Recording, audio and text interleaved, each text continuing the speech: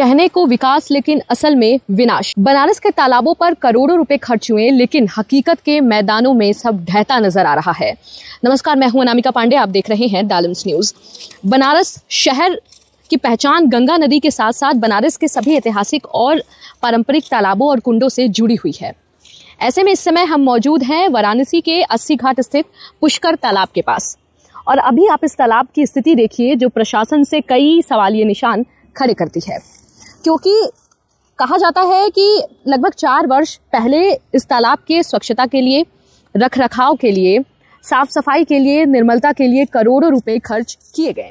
लेकिन लगता तो यही है साहब कि ये जो रुपए हैं ये शायद इस पानी में ही सब बह गए, क्योंकि कहीं पे वास्तविकता में जमीनी हकीकत हमें नहीं दिख रहा है।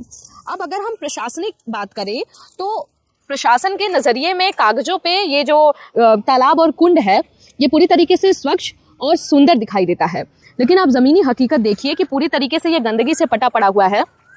कहीं भी आपको पानी की निर्मलता इसमें नहीं दिखाई देगी। जलकुंभ भी पूरी तरीके से इसमें पटा पड़ा हुआ है।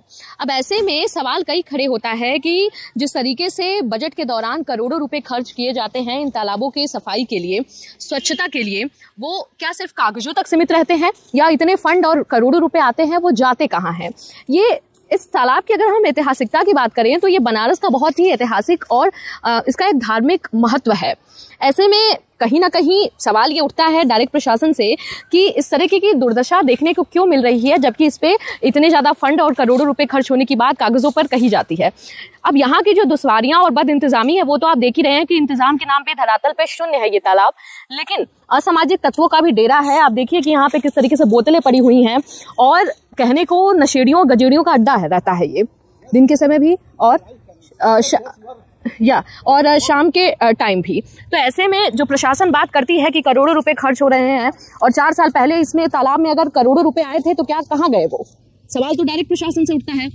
लोगों का ये भी कहना है कि कहीं ना कहीं कागजों पे ये चीज दिखा दिया जाता है कितने पैसे आए, और जो प्रशासनिक अधिकारी हैं वो ये बात भी करते हैं कि नहीं आए और साफ सफाई होगी, लेकिन कहाँ हो रही है? A to Z अगर हम यहाँ की व्यवस्था की बात करें तो हमें दुर्व्यवस्था, असामाजिक तत्व और बदहाली यहाँ पे देखने को मिल रही है।